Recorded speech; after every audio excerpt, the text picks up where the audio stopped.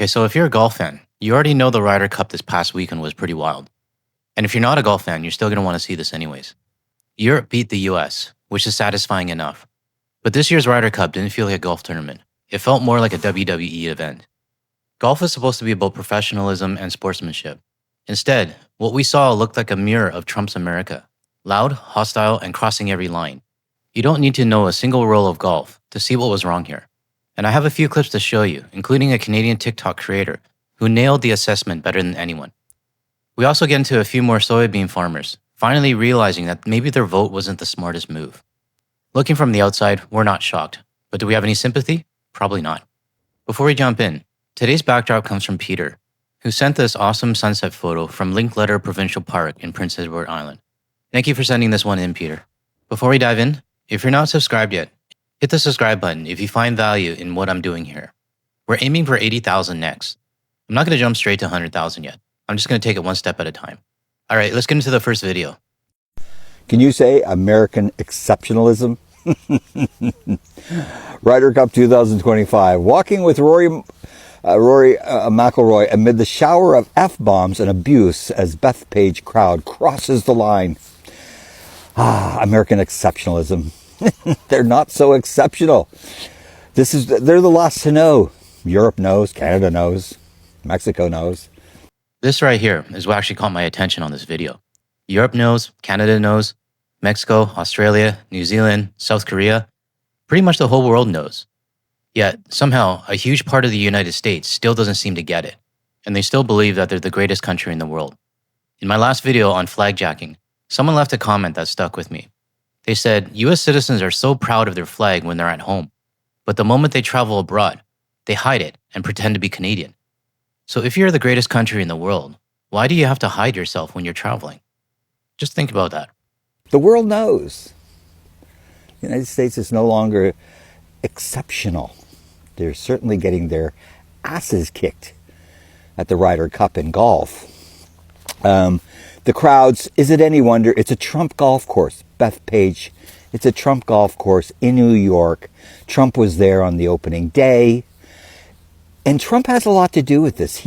Trump has given license for Americans, mostly, if you can see with the picture, mostly white people, white men, to say whatever the fuck they want to say, to yell obscenities. You've got a president who calls out and belittles people, Americans. He belittles fellow Americans in the press on a daily basis.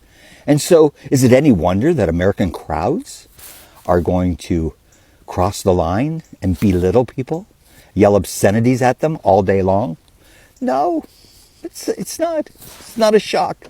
This is what America's become. This is what America's become. American exceptionalism. Not anymore. Have the day you deserve. He's right. What we're seeing right now is exactly what the USA has become. They managed to turn a golf tournament, the Ryder Cup, into a full-blown Trump rally. And that's exactly how it felt. The key thing is, the fans are just following the tone set by their leader, aka Donald Trump. Now to be fair, the Ryder Cup has always been loud. It's always been competitive. That's just part of the tradition. This year, it crossed out into flat-out disrespect. Not just the fans, but even the players themselves. Yes, I'm looking at you, Bryson DeChambeau. Big Trump supporter, and his behavior showed it. And if you don't even watch golf, stick around, because the obscenities shouted during this tournament say more about the culture right now than the sport itself. Yesterday's Ryder Cup matches were both amazing, but also pretty awful for the game of golf, in my opinion. Now, I found this online, and this is at 7 a.m. yesterday morning, and this is pretty shocking, I think. This is an official announcer on the tee leading a chant, and you can hear her in a minute what she's encouraging. F you, Rory. Now, since this, she has stepped down from her position. She's also released an apology. Okay, so at what point would a sane person think it's okay to start a fuck you Rory chant at a golf tournament? This is golf. It's not hockey, football, not WWE or UFC. It was a classless move by Heather McMahon, the host that they actually hired for the Ryder Cup. And let's be real, you probably already know who she voted for. What really gets me though is the fact that people in the stands joined in. I really want to be shocked that people joined, but I'm actually not. But I kind of feel like the fans yesterday, the American fans at the Ryder Cup, I feel like they have helped Europe and hurt America. And they've done the opposite of what they're intending to do. They're obviously very sore losers. And I think the American team as players, when they're shaking hands after, it's like they're embarrassed. It's like they're having to apologise on behalf of their fans because they can't control themselves. And McIlroy and Lowry's match yesterday, they had to bring in extra state troopers because it was getting out of hand. Some of the comments being made were way past crossing the line. There was a drink thrown at McIlroy, Lowry and their wives. And there's a reason why certain players, there are family members missing. If I was playing in the Ryder Cup, there is no chance, having watched this year, I would be taking my family because it is what yesterday was so hostile. It was just awful. And if I was Bradley, I would be tempted to now turn around and say today, look, we're taking alcohol away because this is part of the problem. He's tried to give out tickets to genuine golf fans and it's not his fault, but something has to change. And I think it will settle down today because I think they realise the position they're now in. But that was pretty awful. And I think it's a shame to see kind of that happen. But what do people think? Did it go too far? Oh, it definitely went too far. And it's just another snapshot of what Trump's America has become.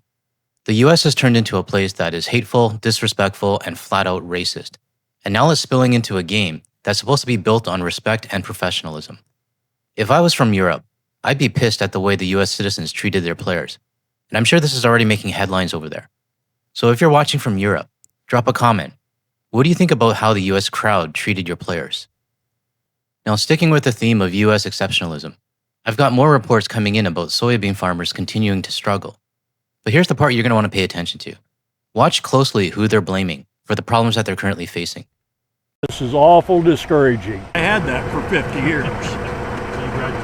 Yes, I did. That Iowa soybean farmer says we could be headed for another farm crisis after China halted purchases of U.S. soybeans. China's boycotting the product as retaliation against new tariffs imposed by President Trump. And KCCI senior reporter Todd Magel talked with a veteran soybean farmer who says they're in big trouble.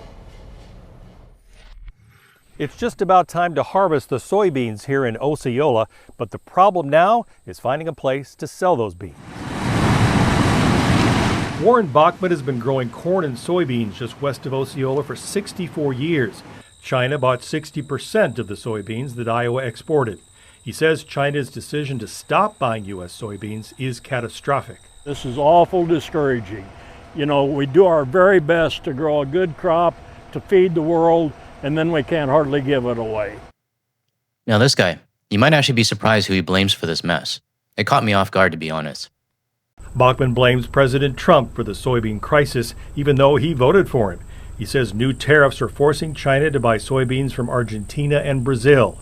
Now many Iowa farmers face selling this year's crop at a huge loss. The way things are, there won't be a farmer left in 5 years if things don't change because our expenses are so high and the crop is worth less than it was 30 years ago. So is this a sign that some of the farmers are finally realizing, uh-oh, shit, my vote actually mattered, and I was lied to? At least this guy seems to get it. But later on in the reports I show you, there are still plenty of farmers who are ride or die with Trump, no matter how bad things get. For this farmer, though, your decision to vote for Trump is most likely the reason you're headed towards bankruptcy. And the tough part is, the rest of the world, and even plenty of your own citizens in your own country, are all saying the same thing to you right now. I told you so. Bachman survived the farm crisis during the 1980s. It led to thousands of farm foreclosures. If the federal government offers crop payments to help farmers, Bachman says he'll say no thanks. We would a lot rather have free markets than a handout. Bachman recently asked Iowa Senator Charles Grassley for help with those free markets. I told him that the 1980s farm crisis is going to look like a picnic compared to today if things don't change and change fast. Now, U.S. farmers are looking for more markets to sell their soybeans, like biodiesel here in this country, but that could lead to fewer soybeans being planted next year. In Osceola, Todd Magel, KCCI 8 News, Iowa's news leader. And President Trump talked about the impact of tariffs during a meeting with the president of Turkey this afternoon. He says right now farmers may be struggling, but tariffs will eventually work in their favor, and that until then, the country will give some revenue back to farmers. So in other words, a bailout. The guy says he doesn't want a bailout, doesn't want a handout. He just wants the markets to stay open. Well, you're not going to get that when the guy you voted for is busy making enemies with every country on the planet. So if you want to survive, Mr. Soybean Farmer, you might need to take whatever they hand you. And I get it. It goes against your belief about socialism. But don't make this any harder for yourself than it already is. So we're going to make sure that our farmers are in great shape because we're taking in a lot of money. Ultimately, the farmers are going to be making a fortune. But it's a process of it has to kick in. The president did not say how the money would be distributed to farmers or when the relief would be provided. Field work for soybean harvest is just beginning in parts of our state. The latest crop report shows 62% of soybeans were dropping leaves. That's one of the final growth stages. It's about 2 days ahead of last year's schedule. The report shows nearly 75% of soybeans are rated in good or excellent condition. I don't think the condition of the soybeans is going to matter very much when there's nobody left to buy them. Give it a little time. The only condition they're going to be is rotten.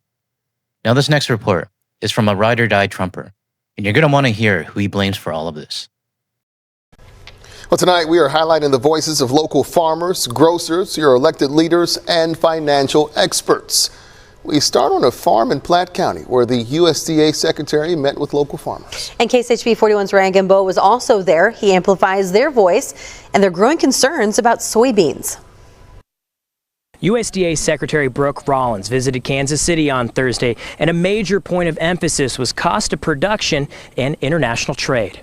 Corn and stress is growing on Marty Richardson's fifth-generation farm. I don't know if it's hope or what. There's just got to be a kick in this market. USDA Secretary Brooke Rollins paid him a visit and spoke to ag representatives in downtown Kansas City on Thursday, sharing USDA's priorities focused on lowering production costs and trade. We have to get these markets open. We have to stop relying on one country, perhaps as our largest buyer. You had the largest market in the world. Everything was fine, right up until January 2025. The farmers could have kept going status quo if it wasn't for Donald Trump slapping tariffs on pretty much the whole planet, and even the penguins. Now you're going to talk about diversifying to other countries. I hate to break it to you, but that's not going to go much better, because the rest of the world, they don't want to cut deals with the United States right now. China is a major U.S. soybean buyer, but not this year. With zero purchase orders right now. Rollins told Midwest Farm Groups it's prioritizing new trade agreements in other markets with different commodities like ethanol, beef, and rice. But soybeans are being harvested now. China is a critical trade partner. They're also really difficult when it comes to trade negotiations. What the actual hell? This is one of Trump's ride or dies saying that China is tough to deal with. Meanwhile, it was Trump himself who slapped tariffs on the rest of the world. Well, guess what? China's tough to deal with. Canada's tough to deal with. Everyone else is tough to deal with when you decide to bully them with tariffs. But I have to say this. I never thought I'd find myself siding with China on pretty much anything. But seeing them put zero purchase orders for U.S. soybeans? Yeah, well done, China. Missouri Farm Bureau President Garrett Hawkins touts the administration's trade practices. We've got to see more progress as soon as possible. Can they wait that long? The president has always said before me that he would stand in the gap if necessary, and I think we're at the point where we all agree we're probably at necessary. Kansas Farmers Union told me in a statement that farmers are on the brink of collapse, and this administration says just give it time. Farmers don't have time to wait. How long is that deal going to take? I don't know. It's why Marty Richardson is holding on to this year's crop, hoping for higher prices and fulfilled trade deals. Everybody be a lot less stressful. Imagine how less stressful it would be if you hadn't voted Trump into the office. You'd probably still have the deal with China, and you'd probably still have access to other markets. But here we are, in 2025. Now I have one more clip for you, and it shows farmers are still not understanding who they should be blaming. Whoa. Severe struggles are hitting soybean farmers as the harvest season gets underway. Yeah, they've lost billions of dollars in sales already this year, and there's no end in sight for those losses at this point. Fox 9's Corn Hoggard looks at how this is impacting local farmers. Soybeans and corn grow across 4,500 acres of Faribault County, belonging to Darren Johnson's family since the early 1900s. We've been around for quite some time. But the landscape keeps changing around this fourth-generation farmer. Farm bankruptcies are up 95% since 2022. The cost of doing business is up, but sales prices are going down. And those numbers don't look good and are not improving, particularly because of the soybeans and the trade war that continues to put pressure on those markets. The trade war that wasn't needed and that your president slapped on the rest of the world. Sorry, I'm just finishing your sentence there, Miss Farmer Union Lady. The level of urgency is especially high right now for Minnesota soybean farmers. Harvest season is now, and this crop is ready to go. But trade wars are giving farmers a tough situation to swallow. They're right in the bullseye for tariff retaliation, and their biggest export market is now a black hole. Nothing's moving. Nothing's moving. China usually buys $12 to $13 billion worth of American soybeans every year, but they haven't bought any in months. Instead, they're importing for the first time from Argentina and expanding long-term contracts with Brazilian farmers. It's going to be tough to get some of that business back that we're losing. Retaliatory tariffs has caused us to be less competitive in the global marketplace. And that's the problem right there. You said it yourself. It's the retaliatory tariffs causing this pain. Key word, retaliatory. When the orange guys slapped a tariff on China, they're not just going to bow down to it. So here we are. What you should be doing is going on the news and blaming the person who put the first tariff in place. In the short term, most soybean farmers will harvest their crops and either sell them at a loss or pay to store them, or a little of both. But they can only last so long with income at or near zero. And it's not just soybeans. China has curtailed its imports of American corn, wheat, and sorghum. There has been times like this in the past, and we've gotten through it, and I know we will again. We just need to make sure that we are making trade deals and get them done in a timely fashion. Why is it that U.S. businesses and farmers always fall back on the same lines? We've weathered storms before, we'll get through this one too. Or, we've been through it in the past and we always get back on our feet. I hate to break it to you, but what's happening right now, in 2025, this isn't anything like what you've faced in the past.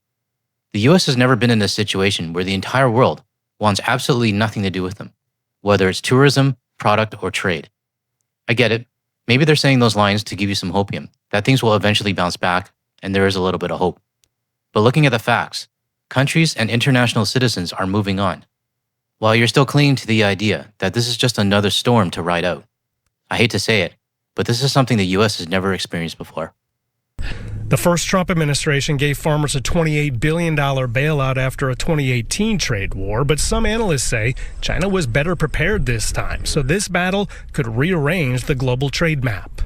In Wells, Corin Hoggard, Fox 9. I actually agree with the U.S. media on what they just said. China came in way more prepared this time compared to Trump's first term. And this time, they're not going to get played by the Trump administration again. Neither is the rest of the world. But I think we can all share the same sentiment about the farming industry as this woman. So yeah, I don't give a fuck about your farm. Now I apologize. This video ran for a little bit longer than usual. But there was a lot that's needed to be said. What's happening in 2025 isn't just about the rest of the Trump term. This is something that's going to impact the U.S. for generations. And every day, there's something new coming out of the U.S. Just like this past weekend. We saw the true colors of the right coming out at the Ryder Cup, and the farming industry is already deep in the pain zone. It makes me wonder what's going to happen next week. To the United States, I actually hope you have a quiet week. I could use a few days off myself. If you found this video helpful, hit the like and subscribe so more people can see it, and also share it with your friends. And if you're still here and you want to see more of my videos, check out the ones that are popping up on your screen now. Thanks for watching, and I'll see you in the next one.